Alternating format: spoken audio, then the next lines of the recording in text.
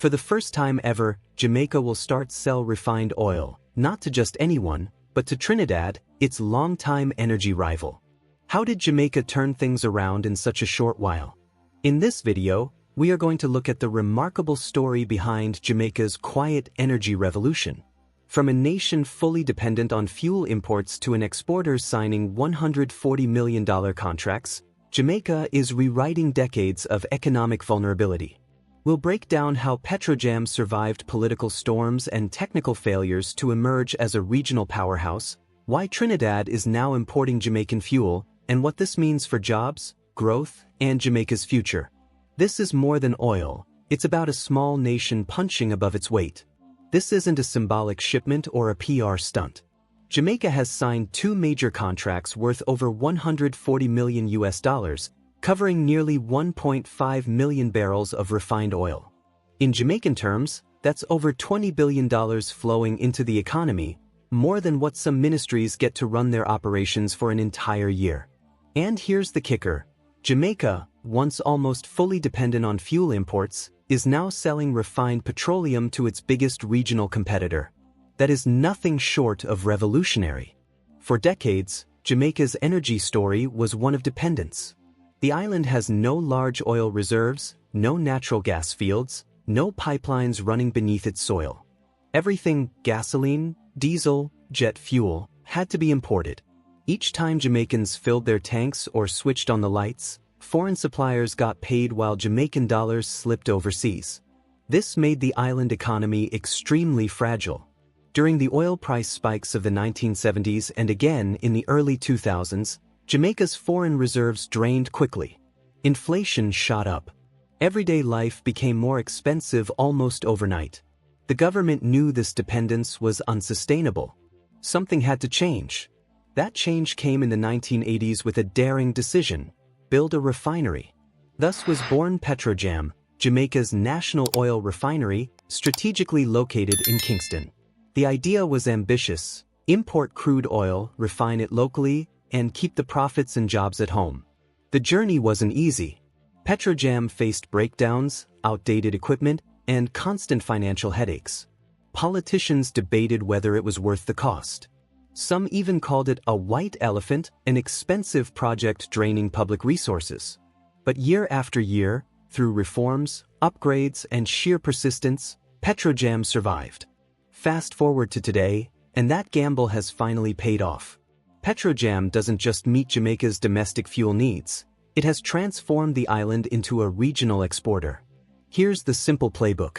Jamaica imports crude oil, mainly from South American suppliers like Venezuela and Colombia.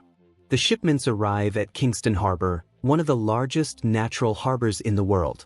There, Petrojam refines roughly 35,000 barrels every single day. From those barrels, the refinery produces the essentials: gasoline for cars, diesel for trucks, jet fuel for airports, LPG cooking gas for homes, and, crucially, bunker fuel for ships. Bunker fuel is a game changer. The Caribbean sits at a global crossroads of shipping. Thousands of cargo vessels and cruise ships pass by every year on their way to the Panama Canal, North America, Europe, or South America. All of them need fuel. And Jamaica, sitting right in the middle of these trade lanes, is perfectly positioned to supply it. By refining crude into multiple products and selling them not just to local consumers but also to global shipping companies and neighboring countries, Jamaica has created an industrial margin that never existed before. Instead of being just another customer at the end of the supply chain, Jamaica has become part of the chain itself, capturing value and keeping profits on the island. Now, here's the twist that makes this story so fascinating. Jamaica isn't just exporting fuel to smaller Caribbean islands. It's exporting to Trinidad and Tobago, the undisputed energy powerhouse of the region. For decades, Trinidad had it all: massive oil and gas reserves, huge refineries, and a global reputation as the Caribbean's energy capital. So why would Trinidad, of all countries, turn to Jamaica for refined petroleum? There are several reasons. First, efficiency. Even large refineries don't always run every product line at maximum output. Sometimes it's cheaper to import a specific grade of fuel than to produce it domestically. Second, product fit. Petrojam might be producing exactly the type of fuel Trinidad's industries or utilities need at a given time. Third, logistics. Kingston is close. Shipping fuel from Jamaica is faster and cheaper than sourcing from far-off suppliers in the US or Europe. And fourth, diversification. By sourcing some fuel from Jamaica, Trinidad reduces its own supply risks and strengthens ties with a neighbor. Whatever the exact reasons, the symbolism is huge. Jamaica is no longer seen as just a dependent fuel consumer. It's now a trusted, competitive supplier standing shoulder to shoulder with the regional giant. The financial impact is undeniable. Since these contracts began in 2024, Petrojam has shipped around 4.5 million barrels of petroleum products, earning over $500 million. That kind of revenue makes a serious difference in Jamaica's economy. First, it strengthens foreign exchange reserves. With more US dollars flowing in, Jamaica can better defend its currency and keep inflation under control. Second, it creates jobs and builds expertise. Petrojam employs hundreds of engineers, technicians, and operators, jobs that pay far above average wages. These skilled workers contribute to the wider economy long after their shifts end. Third, the multiplier effect spreads across industries. Trucking companies move the fuel. Port workers load the ships. Insurers, contractors, and service providers all benefit. Every export dollar circulates multiple times through the economy, boosting growth. And finally, diversification. Jamaica's economy has long rested on three pillars: tourism, bauxite mining, and remittances. Oil exports now add a fourth pillar, making the entire system more balanced and resilient. What makes this even more exciting is Jamaica's geography. Kingston Harbor is a jewel, one of the largest natural harbors on the planet, sitting right along shipping lanes that connect the Americas, Europe, and Asia. If Jamaica expands Petrojam's capacity, it could position itself as a regional fuel hub, rivaling established centers like Panama or Curaçao. Imagine doubling refinery output and pushing annual revenues toward $1 billion. That would put oil exports on par with tourism, traditionally Jamaica's biggest earner. And this is just the beginning. With investment, Jamaica could move into petrochemicals, plastics, or specialty fuels, building a diversified industrial base far stronger than what exists today. Of course, the road forward won't be without obstacles. Global oil markets are famously volatile. Prices rise and fall unpredictably, and small economies like Jamaica are especially exposed to those swings. Refining is also complex. Equipment is expensive to maintain, safety standards are rigorous, and environmental regulations are tightening worldwide. Petrojam will need continuous upgrades to remain competitive and compliant. Then there's governance. In the past, Petrojam faced scandals and political interference. For Jamaica to fully capitalize on this refinery, transparency and accountability will be non-negotiable. But perhaps the most important lesson here is patience. The decision to build Petrojam in the 1980s looked risky, even foolish at times. For years, critics wanted it sold off. Yet decades later, that persistence has turned what seemed like a struggling experiment into one of Jamaica's most strategic assets. This story is not just about Jamaica. It reflects a wider transformation in the Caribbean energy landscape. For decades, Trinidad was the uncontested leader. But today, the picture looks different. Guyana has struck massive offshore oil discoveries, transforming it into the fastest-growing economy in the world. Suriname is developing its own promising reserves. And now Jamaica has stepped up as an exporter. The region is shifting from dependence on a single powerhouse to a multipolar system with multiple players, more competition, and greater resilience. Jamaica's quiet energy revolution is proof that persistence and vision can rewrite a nation's destiny. What started as a gamble 4 decades ago has blossomed into one of the most important pillars of Jamaica's economy. But this is only the beginning of the story. In Part 2, we'll explore what this transformation really means for Jamaica's future. Could the island rival Panama as a shipping hub? Can oil revenues reshape its balance of power in the Caribbean? And how might clean energy transitions affect this strategy in the decades ahead? Stay tuned, because what comes next might be even more surprising. Now that Jamaica has taken its first bold step from importer to exporter, the real question becomes, where does this lead? Because while today's headlines are about refined petroleum shipments worth $140 million, the deeper story is about positioning Jamaica for the future. Let's zoom out for a moment. The global energy landscape is changing faster than at any point in history. Oil and gas remain the backbone of the global economy, but the long-term trajectory is clear. The world is slowly moving toward renewable and cleaner energy sources. Electric vehicles, solar, wind, and green hydrogen are shaping the future. So where does that leave Jamaica? On the surface, it might seem risky to double down on oil refining at a time when some countries are phasing out fossil fuels. But here's the nuance. The global transition won't happen overnight. Oil is still projected to be in high demand through the 2030s and even 2040s, particularly for sectors like aviation, shipping, and heavy industry. That's where Jamaica's strength lies. By carving out a role in regional refining and bunkering, the island is capturing value now, while simultaneously preparing for a cleaner future. It's not about choosing one path. It's about running two strategies side by side: energy today, transition tomorrow. Could Jamaica become the Panama of fuel? Think about this. Every year, nearly 14,000 ships pass through the Panama Canal, carrying everything from cars to grain to electronics. Many of those ships stop in the Caribbean for fuel. Right now, places like Panama, Curaçao, and Trinidad dominate that bunkering business. But Jamaica has something unique: Kingston Harbor. One of the largest natural harbors in the world, deep enough for massive tankers, and positioned directly along the busiest shipping lanes in the Western Hemisphere. Add to that the island's growing refining capacity and you have the perfect recipe for a global shipping hub. If Jamaica plays its cards right, it could expand Petrojam, invest in storage facilities, and turn Kingston into a must-stop refueling point for global trade. Imagine thousands of ships docking in Jamaica, not just for fuel but for repairs, logistics, and services.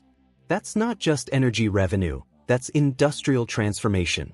And here's the kicker: if Jamaica doubles its refining output, annual export revenues could approach $1 billion. That would place fuel exports right alongside tourism as one of the island's largest foreign exchange earners. Suddenly, the economy isn't just about beaches and music festivals, it's about hard industrial capacity. Of course, the average Jamaican watching these developments might ask, okay, but how does this actually help me? Will it make my life easier? That's a fair question, and the answer lies in the ripple effects. First, more exports mean stronger foreign exchange reserves. And when the country has more US dollars in the bank, it can better stabilize the Jamaican dollar. That reduces inflationary shocks and helps keep imported goods affordable.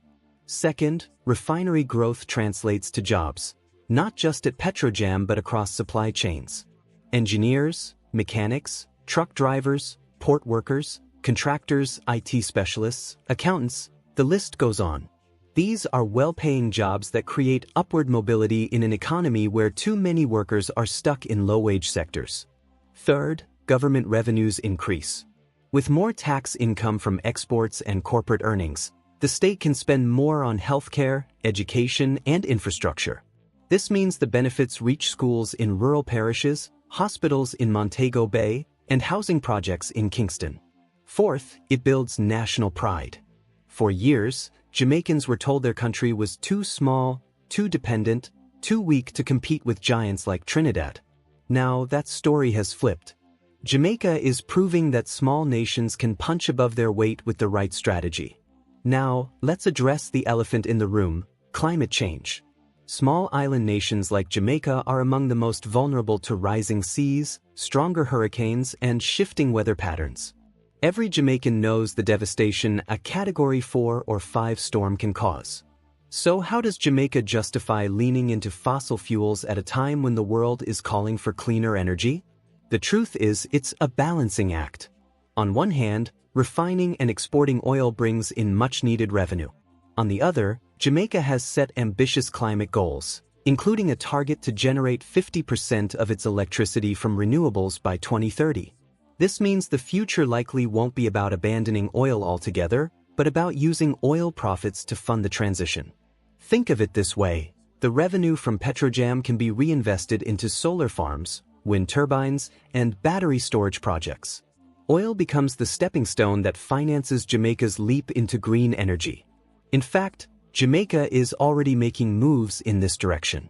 Solar projects are expanding in Clarendon and St. Elizabeth. Wind farms are operating in Manchester and St. Elizabeth.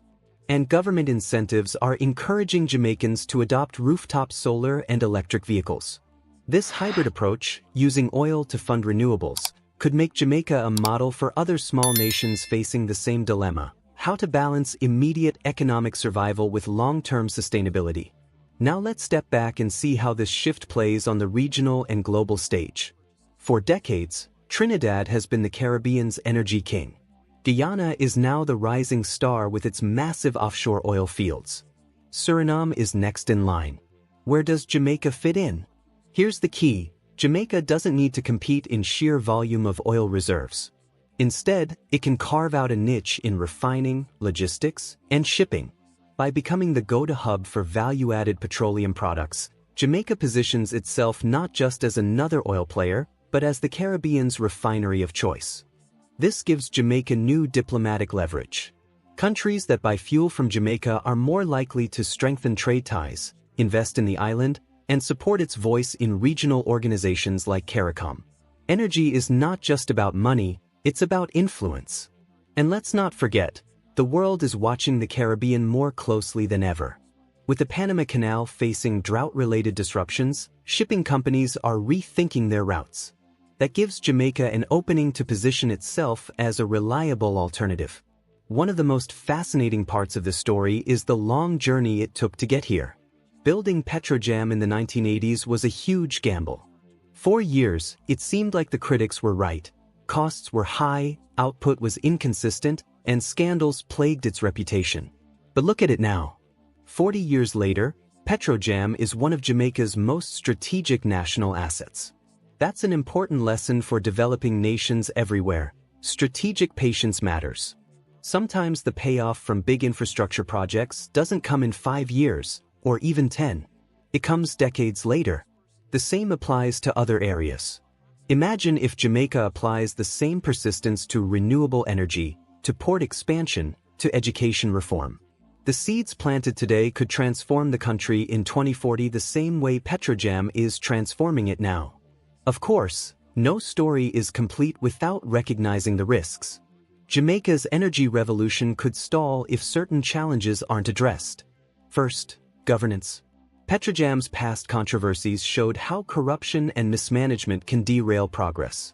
Strong oversight, transparency, and accountability will be critical to keep the refinery efficient and profitable. Second, global oil prices.